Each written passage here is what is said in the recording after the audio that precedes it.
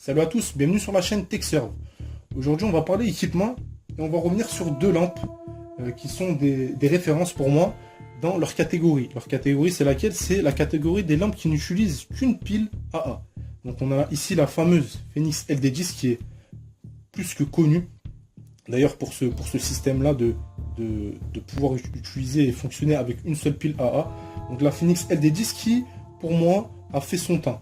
Non pas dans le sens où elle ne fonctionne plus, puisqu'elle fonctionne encore très bien, alors que ça fait plus de 5 ans, si je ne me trompe pas, que j'ai cette lampe. Et c'est pas qu'elle fonctionne pas, c'est qu'on va dire qu'il y a maintenant des modèles qui fonctionnent également avec une pile AA qui proposent beaucoup plus d'avantages que cette lampe pour le même style de robustesse et pour la même gamme de prix. Donc, tout au long de la vidéo, on va voir les raisons pour lesquelles j'ai basculé entre ces deux lampes. On va voir leurs caractéristiques techniques, leurs atouts. Et je vous donnerai mon avis à la fin.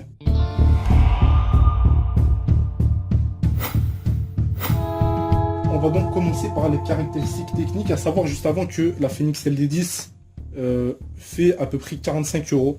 On peut la trouver plus chère, difficilement moins chère. Elle est fournie avec donc un étui, un holster en nylon qui est vraiment ultra robuste, avec un bouton de rechange et une sangle pour la porter. La Olight S15 Air Bâton coûte dans une trentaine d'euros. On peut la trouver beaucoup plus chère. J'ai déjà trouvé à 70 € sur Amazon France. Vous pouvez la trouver dans sa version bien sûr originale, beaucoup moins chère sur des sites comme Gearbest. On va atteindre 35-40 €. Vous pouvez même la trouver à 30 € en promotion.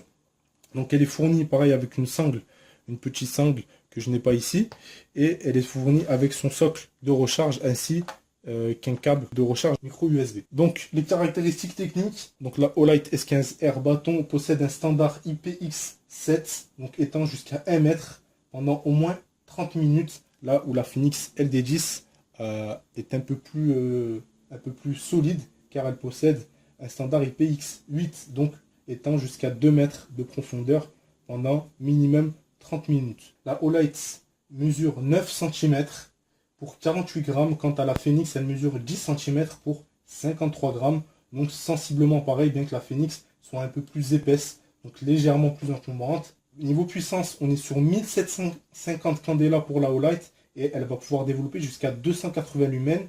La Phoenix, elle, possède à 1902 candela, et va pouvoir développer jusqu'à 100 lumens. On a presque 200 lumens de différence entre les deux. On va le voir dans les tests. Vraiment, la S15 Air Bâton, les 280 lumens, on les ressent vraiment. C'est pas un détail, on va dire. On est tous les deux sur un système CRI, d'accord, au niveau de la LED. Donc un système plus que fiable, hein. Au niveau de l'alimentation, comme on a dit dans l'introduction de la vidéo, les deux fonctionnent avec des piles AA. Mais la Olight a l'énorme avantage de pouvoir fonctionner avec un accu 14500 qui va être rechargeable sur socle. Donc un accu qui est fourni avec, ok, qui va être rechargeable sur socle. Son socle est ici, donc rechargeable. C'est extrêmement simple. Quand vous rentrez, hop, vous la clipez. Après une semaine d'utilisation, par exemple, vous la clipez ici sur son socle, un socle aimanté, et elle va se mettre en charge automatiquement. Bon, juste pour savoir, le socle et le fil qui est vendu avec, c'est quelque chose d'assez cheap, c'est pas super résistant, donc c'est pas forcément quelque chose à emmener avec soi de partout. À savoir donc qu'il existe un système alternatif pour la recharge. Donc on a dit que le socle ici est assez fragile. Pour les voyages, pour le transport, il y a quelque chose qui est proposé par Olight, c'est ce système de recharge. Donc c'est le même principe, c'est aimanté.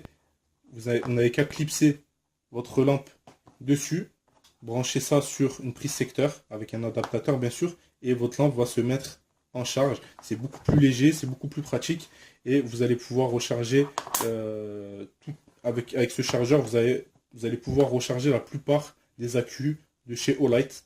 Donc voilà, une petite option supplémentaire qui n'est pas fournie avec la lampe.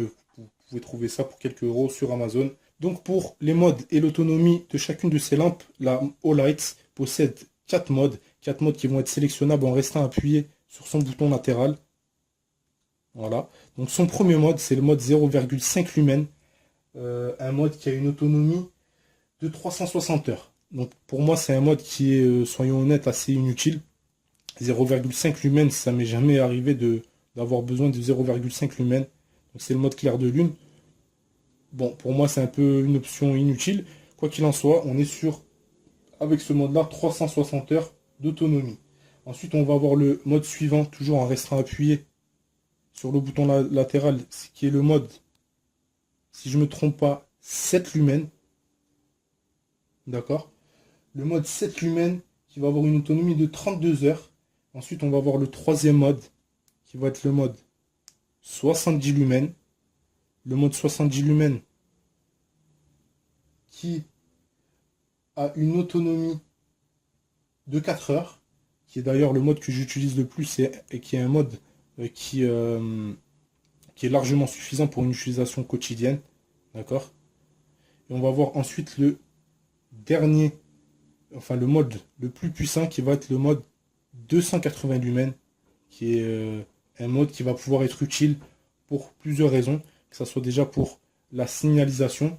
On va voir qu'après un accident, en mettant un petit cône par exemple dessus, on va pouvoir se signaler, et c'est là qu'on se rend compte que 280 lumens dans ce genre de situation, là ouais, là ça peut être utile. Les 280 lumens donc vont être utiles pour la signalisation ou pour la self-défense. Ça va être quelque chose qui va vous permettre d'éblouir l'ennemi, parce que 280 lumens dans la rétine, je peux vous dire que ça éblouit, ça calme la personne.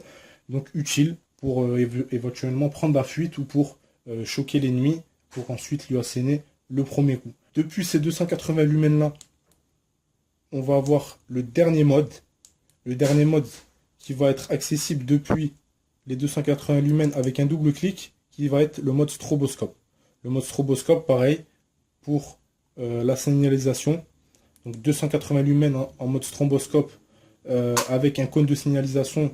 Là, je dis oui. Là, ça va vous permettre de vous signaler, il n'y a aucun souci. Et également, comme j'ai dit juste avant, pour la self-défense, ça peut être vraiment utile en cas d'agression.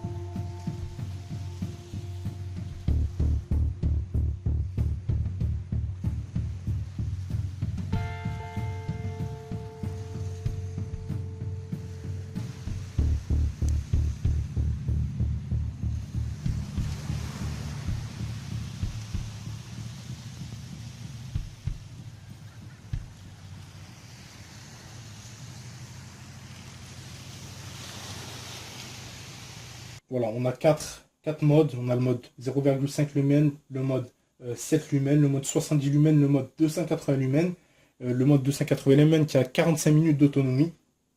Et on va voir aussi le mode signalisation, le mode stroboscope qui développe aussi 280 lumens. Là par contre j'ai pas l'autonomie, mais voilà, on va avoir 5 modes qui sont vraiment accessibles ultra facilement. Et c'est une chose que j'ai beaucoup appréciée dans cette lampe, et c'est d'ailleurs une des raisons pour laquelle j'ai basculé sur la S15R bâton. À savoir aussi que donc, ces modes ont un système de mémoire. Par exemple, si je bloque sur le mode 7 lumens, j'éteins la lampe, que ce soit un quart d'heure, un jour, 2 jours après, en rallumant la lampe, je vais retrouver ce mode de 7 lumens. Également, un système ultra intéressant sur la Olight S15R bâton, ça va être de pouvoir arriver sur le mode 280 lumens directement avec une double pression. Avec une double pression directe. Donc avec une double pression, à partir de n'importe quel mode, à partir de n'importe quel moment, on va atteindre le mode 280 lumens, et ça c'est vraiment extrêmement utile et extrêmement bien pensé. Donc pour la Phoenix LD10, on va voir que le choix des modes est un peu plus compliqué, c'est un peu plus difficile. Donc déjà il faut savoir qu'on a 2 modes de base. Alors 2 modes de base qui vont être sélectionnables quand la bague elle est serrée ou desserrée.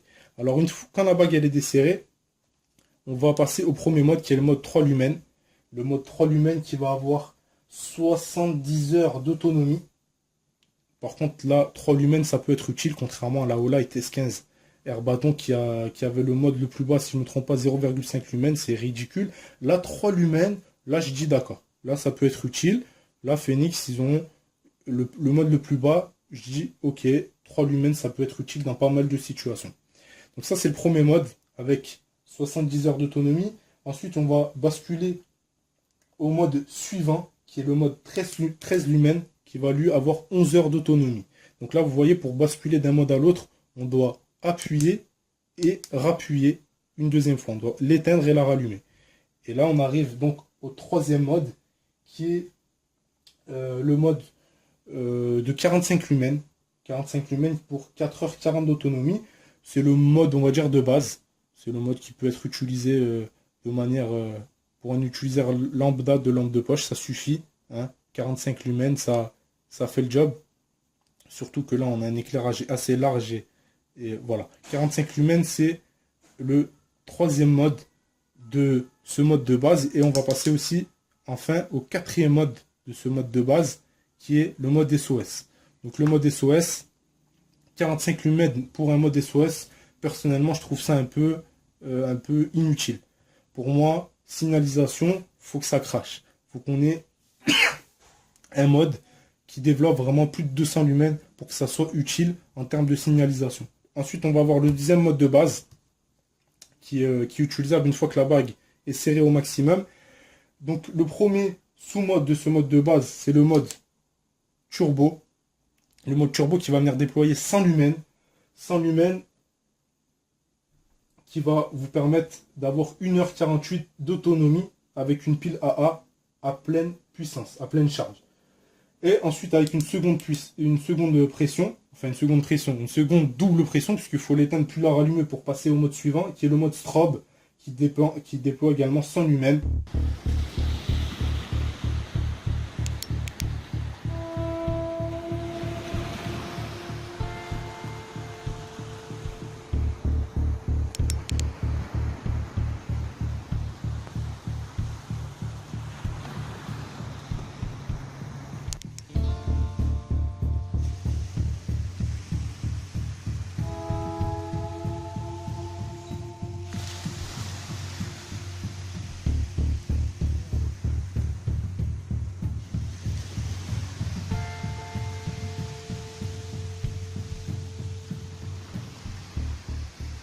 Donc ça c'est pour les modes et l'autonomie de la Phoenix LD10. On voit que c'est beaucoup plus compliqué. Par contre, niveau autonomie, le ratio lumen-autonomie est sensiblement identique sur les deux lampes. On n'a pas une grande différence au niveau de l'autonomie par rapport à la batterie utilisée. Donc sur ça, il n'y a pas de souci, mais c'est vraiment le gros défaut qu'on a sur la Phoenix LD10, c'est le switch entre les modes.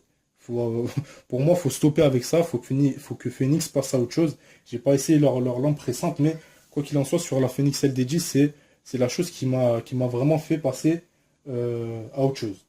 Enfin, pour terminer cette comparaison, voyons en détail ces deux lampes. Donc déjà au niveau des clips, on a deux clips qui sont corrects, RS. Par contre, j'ai une petite préférence pour le clip de la Olight. Déjà parce que le clip de la Olight laisse beaucoup moins de moitié dépassée. Comme vous pouvez le voir, là on a la Phoenix LD10. On a quand même un beau segment. La Olight, elle est plus discrète au niveau, si vous voulez, pas le clip en lui-même, mais ce qui ressort de la poche une fois insérée. Également, comme on peut voir, la Olight, elle a un peu plus de rétention. Elle a un atout que j'aime beaucoup. Regardez la Phoenix quand on la tire, il n'y a pas vraiment de rétention. La Olight, quand on tire, on va avoir une rétention dès le début, dès le moment où on commence à la tirer grâce à la dent qu'il y a ici. Donc si vous voulez, si par exemple la lampe vient à être tirée involontairement, on va sentir que ça tire dès le début du clip, grâce à la dent. Donc ça c'est un petit atout qui peut être banal, mais que j'apprécie particulièrement. Comme on a vu jusqu'à maintenant, le bouton pressoir sur la Olight est latéral, tandis que sur la LD10, on est sur un bouton au niveau du culot, comme bon nombre de lampes tactiques. Alors je sais que les boutons latérales sont souvent détestés par les utilisateurs de lampes. Moi personnellement ça ne me dérange pas. Surtout qu'ici il y a deux raisons. Il y a deux raisons. Il y a déjà une bonne raison que le bouton soit là, c'est que la base est aimantée. La base est aimantée déjà pour qu'on puisse la fixer sur des parties métalliques, et également pour qu'on puisse la mettre en charge. D'accord? Donc là, il y a une raison pour laquelle le bouton ici est latéral. Pourquoi aussi ça ne me dérange pas? Le bouton latéral, quand on regarde bien, ça vous permet deux modes de prise en main. Le premier mode de prise en main, c'est avec un mode classique, donc comme ça, d'accord? Et le deuxième mode de prise en main, ça va être en mode, on va dire, tactique. Donc comme ça. Alors ce mode-là, il faut prendre le coup de main. Il n'y a pas de souci pour changer, pour switcher entre les modes. À savoir que le bouton ici latéral, il est pas, la protubérance n'est pas, elle est dans la continuité de la ligne de la lampe. Donc on va avoir elle va pas s'allumer involontairement dans votre poche, comme vous le voyez. D'accord? C'est pas quelque chose qui va s'allumer facilement. D'accord? Là, il faut vraiment aller dessus et l'appuyer. Ok? Donc ça, non. Il n'y a pas de problème. Le bouton latéral ici, il n'y a aucun souci. Il est même plus pratique qu'un bouton au niveau du culot qui va vous permettre seulement une prise en main tactique comme ici. Hein? Une lampe avec un bouton au niveau du culot, vous ne pouvez rien faire d'autre. C'est galère vraiment de s'en servir, de l'allumer autrement que l'en prenant comme ça. Donc pour moi, ici sur la Olight S15 Air Bâton, le bouton latéral est un atout tactique qui est vraiment pratique pour le coup, qui permet plusieurs prises en main. Donc on va terminer avec les détails de ces deux lampes. Comme vous pouvez voir, on peut toutes les deux les poser sur leur culot. Avec un gros avantage au niveau de la Olight, c'est qu'on a une base aimantée. Donc on va pouvoir la poser sur tout ce qui est partie métallique, que ce soit horizontalement ou verticalement. On va par exemple pouvoir la poser sous le capot de la voiture lorsque on doit effectuer une petite réparation en pleine nuit, etc. Voilà, il y a beaucoup de situations où la base aimantée va pouvoir être utile. Également pour les détails, on va voir que la Olight, et d'ailleurs c'est beaucoup de lampes Olight ont ce système-là, de ce cercle bleu qui est parfois rouge, qui est fluorescent. Donc ça va être pas mal pour pouvoir retrouver la lampe en pleine nuit. Ici pour la Fenix LD10, au niveau de la tête, on va retrouver un crénelage vraiment utile. Impact tool, on va vraiment pouvoir s'en servir pour cogner avec. Donc personnellement c'est quelque chose que j'apprécie beaucoup sur une lampe. Donc voici pour les détails et les caractéristiques de ces deux lampes. Je pense que tout au long de la vidéo vous avez pu vous rendre compte que vraiment je porte un intérêt particulier à la Olight. Vous avez compris pourquoi j'ai basculé sur ce système. Donc sans aucun doute ça va être la gagnante. Je vais avoir un batteur entre les deux, ça serait vraiment la Olight que je choisirais. Donc premièrement pour son côté économique, comme je vous ai dit, hein, on est sur un accu qui est rechargeable sur un socle comme ça, donc économique, on n'a pas besoin d'acheter de piles, contrairement à la Phoenix. Si on a un problème d'électricité, qu'on n'a pas accès à l'électricité, rien ne vous empêche de basculer sur des piles AA.